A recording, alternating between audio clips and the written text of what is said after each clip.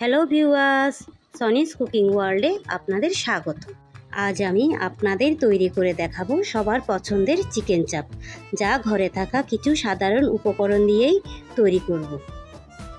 আশা করছি আজকের এই রেসিপিটা আপনাদের সবার ভালো লাগবে। তাহলে আর কথা না বাড়িয়ে শুরু করা যাক। চিকেন চাপ তৈরি করার জন্য প্রথমে আমি একটি মশলার পেস্ট তৈরি করে নিচ্ছি। সেই জন্য ব্লেন্ডার জারে নিয়ে নিচ্ছি একটি পেঁয়াজ, 4 কোয়া রসুন আর 2টো কাঁচামরিচ আর 1 টুকরো আদা। এরপর এটা ভালো করে ব্লেন্ড করে নেব। আমি এখানে 4 টুকরো মুরগির মাংস নিয়েছি। মাংসগুলো আমি পাতলা করে কেটে নিয়েছি।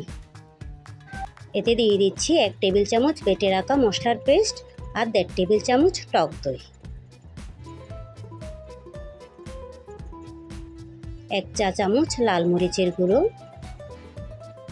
আধা চা চামচ জিরার গুঁড়ো আর আধা চা চামচ গরম মশলার গুঁড়ো, স্বাদ অনুযায়ী লবণ আর 2 টেবিল চামচ সরিষার তেল। এরপর এটা খুব ভালো করে মিশিয়ে নিচ্ছি। আর দিচ্ছি 1 চা চামচ সয়া সস আর সামান্য একটু ফুড কালার।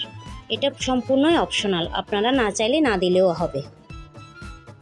এইভাবে ভালো করে মিশিয়ে রেস্টে রেখে দিচ্ছি 1 ঘন্টার জন্য। আমি আগে থেকে চুলায় একটি প্যানে আধা কাপ রান্নার রেগুলার তেল বসিয়ে রেখেছি। এরপর এতে দিয়ে দিচ্ছি একে একে মাংসের টুকরোগুলো।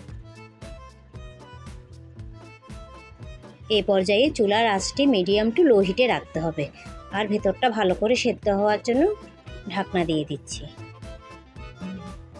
ঢাকনাটা তুলে এইভাবে উল্টে পাল্টে মাংসগুলো ভালো করে ভেজে নিতে হবে।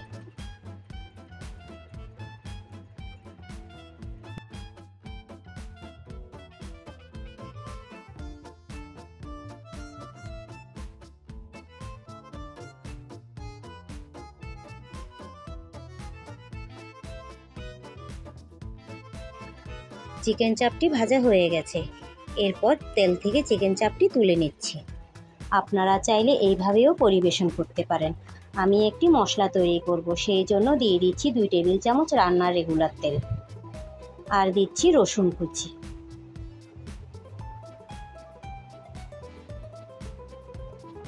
কিছু পেঁয়াজ কুচি।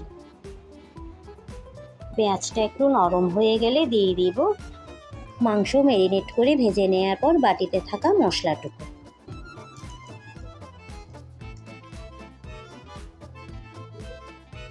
আর দিলাম সামান্য কাঁচামরিচ, সয়া সস